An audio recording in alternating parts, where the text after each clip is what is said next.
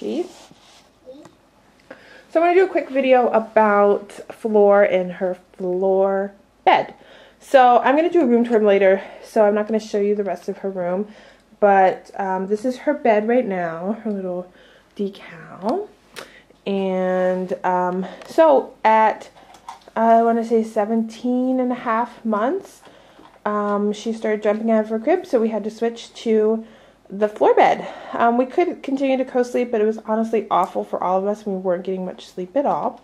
So we pretty much just bought, actually I bought this mattress back before she was a year old because I thought we were going to try napping and stuff before on the in her own room, but that didn't go quite as planned. So she still naps in her room, in our room, on our bed, but she sleeps in her own room on the Flor bed for about half the night. So I'm going to switch to me talking and then tell you a little bit more about that situation. So this might be a terrible angle and I apologize if it is, but I wanted to kind of film in her room, and I adore this wall that we hand stenciled that took 24 hours to complete. Talk more about that in the room tour. Hi Bobo. So her Flor bed. I really wanted to go for like an organic mattress, Wiener, but they were really pricey. Eat your cheese first. Ugh. They were really pricey. So we went with I don't even remember what it is, but it's like natural fiber mattress or something. So it's just a mattress straight on the floor. You saw that she does have a side rail. She honestly doesn't really go against the side rail. She sleeps in the corner against the wall. She does have a pillow and she has several blankets. She doesn't sleep with the blankets. She doesn't like put them on top of her, but she does cuddle with them. So I'm really not worried about her having a pillow and blankets anymore.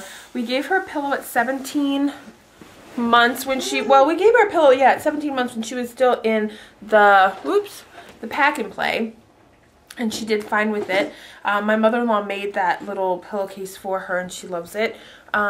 So we let her sleep with the pillow. She was used to the pillow in our bed anyway, because we had like a huge body pillow up above our heads, and that's where she would end up most of the time, like sleeping lengthwise on that. So I wasn't worried about that. So we'll talk about why. Whoa. No. So the reason why she's in her own room now on the bed is because she jumped out of her pack and play. And I talked about this kind of in her update. She had about 2 days of continuously jumping out, and then we give up and let her sleep in the bed. Winter's eating her snack now. So I did not want to, we never bought a crib for her. So I didn't want to buy a crib at this point because she would just jump out of the crib and then I would be so worried about that. So the first night, it was pretty awful. She was mad as heck. She wasn't, okay, I don't want to sound like I'm like, advocating for cry it out, because I'm not. She yelled. She didn't cry like a fearful cry. It was a pissed off cry. And we ended up putting her in, like we did the whole routine like we would do before, story and milk and telling her goodnight and putting her down, and we left the room and we shut the door. We shut the door because if we had left the door open with like a baby gate, it wouldn't have worked.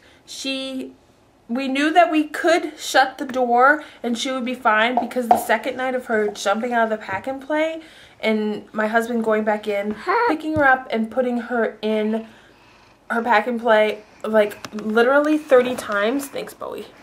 Get down. She got tired of that and she actually climbed up on our bed and passed out in the middle of our bed. So I knew that she could put herself to sleep if we left her alone.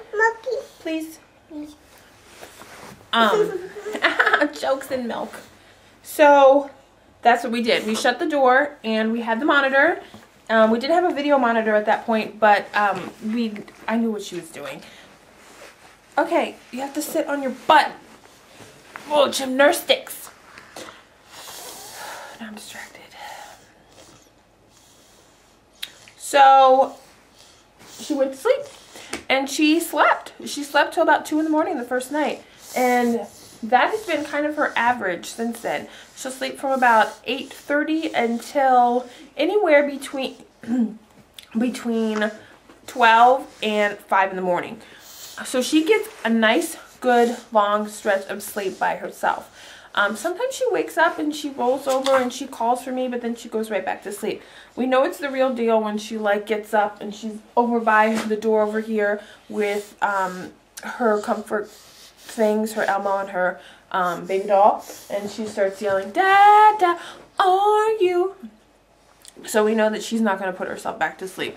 We tried one night, me nurse her and then put her back in, but she literally freaked the freak out. Like, she was so scared to go back for some reason, so we just kept her in the bed. So I think we're going to wait a little bit with putting her back after she comes out for the first time. So, so that has been going. So that's how that's been going. We did have to end up putting a child safety knob thingy, technical term, on the door because like 2 days after she started sleeping in here, unrelated, she learned how to open doors. So we had to put a door lock a door lock thing on, and she doesn't really mess with it. She knows it's on there and she knows she can't open that door. She'll just stand there and call, "Where are you? Dada, mama, are you?" So that doesn't scare her. We do have a video monitor now, which it's one of those wireless, Franklin. It's one of those like wireless IP cams. It has like night vision and stuff, so we can like rotate it around the room to see if she. Oh my gosh, this is a disaster.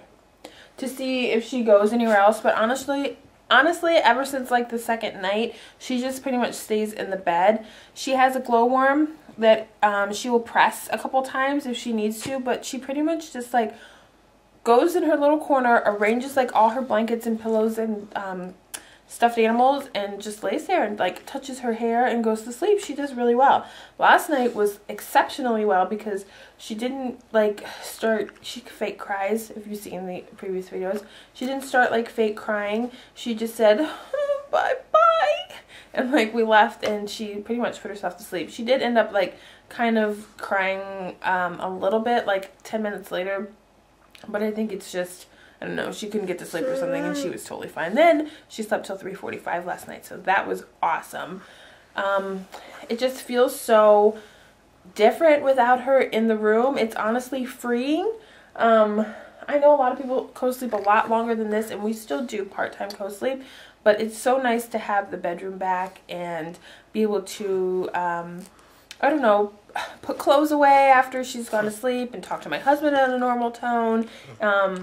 And we have like a master bathroom in there we can go, and I have my jetted tub. I could take a bath if I wanted to.